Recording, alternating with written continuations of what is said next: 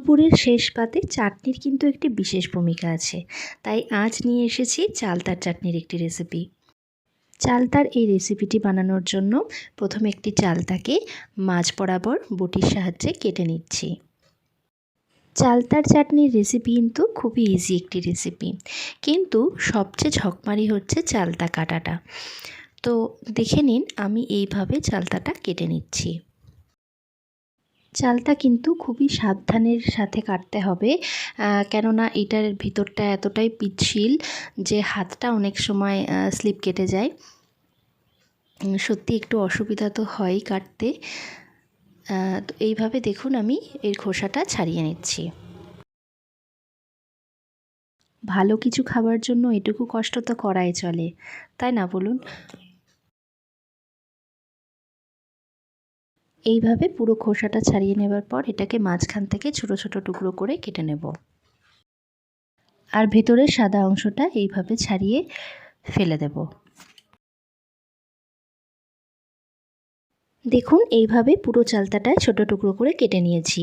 এবার গ্যাসে pressure cooker বসিয়ে তার মধ্যে চালতাটা দিয়ে দিলাম, আর সাথে দিয়ে দিচ্ছি একটু জল আর 1 চামচ লবণ। এবার প্রেসার কুকারের ঢাকনা বন্ধ করে 3-4টে সিটি দিয়ে নেব। সিটি দেওয়ার পর চালতাটা কিন্তু সিদ্ধ হয়ে গেছে। এবার কড়াইয়ে তেল গরম করে দিয়ে দিলাম একটা শুকনো লঙ্কা। শুকনো লঙ্কাটা একটু নাড়াচাড়া করে নিয়ে দিয়ে দিচ্ছি 1/2 চামচ কালো সর্ষে আর সিদ্ধ করে রাখা চালতাটা।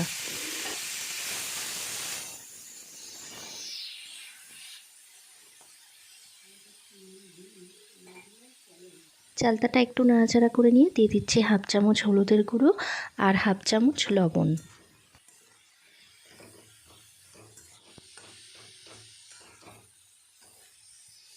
লবণ হলুদ দেওয়ার পর 2-3 মিনিট এইভাবে নাড়াচাড়া করে নিয়ে এবার দিয়ে দিচ্ছি জল।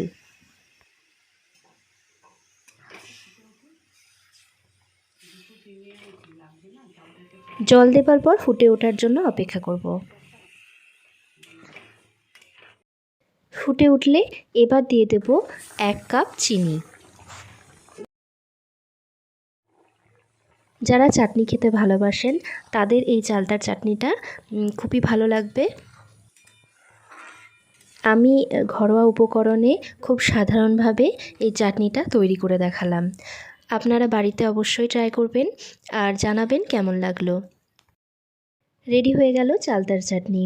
আপনাদের ভিডিওটি কেমন লাগলো তা কমেন্টে জানাবেন, লাইক এবং শেয়ার করতে ভুলবেন না, আর চ্যানেলটিকে অবশ্যই সাবস্ক্রাইব করবেন। ধন্যবাদ।